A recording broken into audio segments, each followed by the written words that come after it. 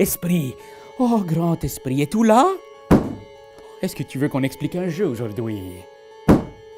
Et quel est le nom de ce fameux jeu, oh grand esprit? Un M avec un T. Peut-être MT, mais je connais qu'un jeu avec MT. Est-ce qu'il y aura un K? C'est pas très clair.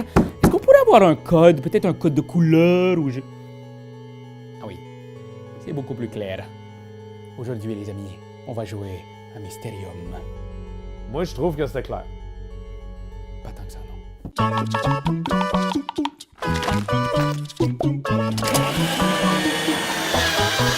Mysterium est un jeu coopératif de 2 à 7 joueurs qui se joue en près de 45 minutes.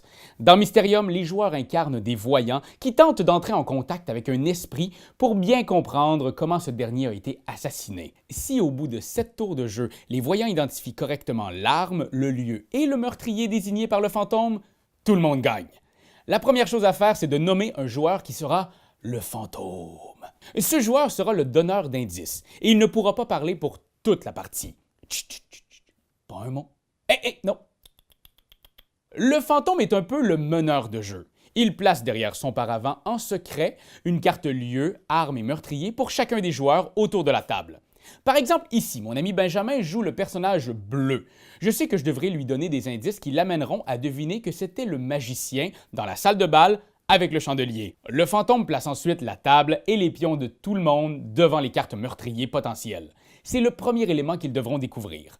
Mais comment faire comprendre tout ça à mes amis si je ne peux pas parler? Eh bien, le fantôme pioche 7 cartes indices. Ce sont des rêves qu'il va envoyer à ses amis et vous allez voir tout de suite que ce sont des rêves bizarroïdes. C'est le genre qu'on fait quand on finit un 2 litres de Mountain Dew juste avant d'aller faire une sieste d'après-midi. Y a-tu juste à moi que ça arrive, ça? Donc, à chaque tour, le fantôme va regarder attentivement ses cartes et il va en donner à chaque voyant dans l'espoir que ceux-ci feront un lien entre son indice et les suspects qu'ils doivent identifier. Ouf! Ça, c'est très très bon. Par exemple, pour faire deviner le magicien, je peux donner cette carte avec un lapin à Benjamin. Une fois les cartes distribuées, les voyants peuvent discuter entre eux des différents indices. « Oh, il y a un lapin sur ma carte! C'est sûr que c'est un chasseur! » Quand les voyants croient avoir identifié leur carte, ils placent leur pion dessus. S'ils ont raison, le fantôme avance leur pion vers la prochaine catégorie d'indices.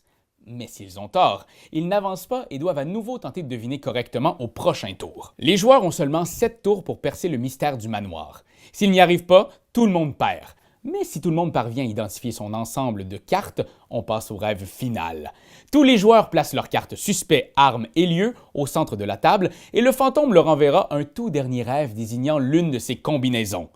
Les joueurs votent en secret pour désigner quelle combinaison ils croient être associée à l'indice final. Et si tout le monde a raison, tout le monde gagne! Quoi? Oh, esprit! Vous voulez nous remercier de vous avoir libérés? Non, je voulais dire qu'il y a des extensions. Ah oui, les extensions. Et oui, les extensions rajoutent de nouvelles cartes au jeu de base pour rajouter de nouveaux suspects, de nouvelles visions et même des motifs derrière le crime. Mysterium est un jeu de communication unique, immersif et le matériel est tout simplement magnifique. Oh oui, esprit, veux-tu nous dire quelque chose avant de partir? Non, c'est juste je me suis cogné le pied sur la lampe puis ça fait très mal. Quand t'aimes quelque chose, tu donnes des bisous dessus. Mais comme c'est un ordinateur, tu donneras pas de bisous. Tu vas plutôt commenter, puis tu vas partager. Oh oui, partager, partager, partager. C'est la leçon de Jésus!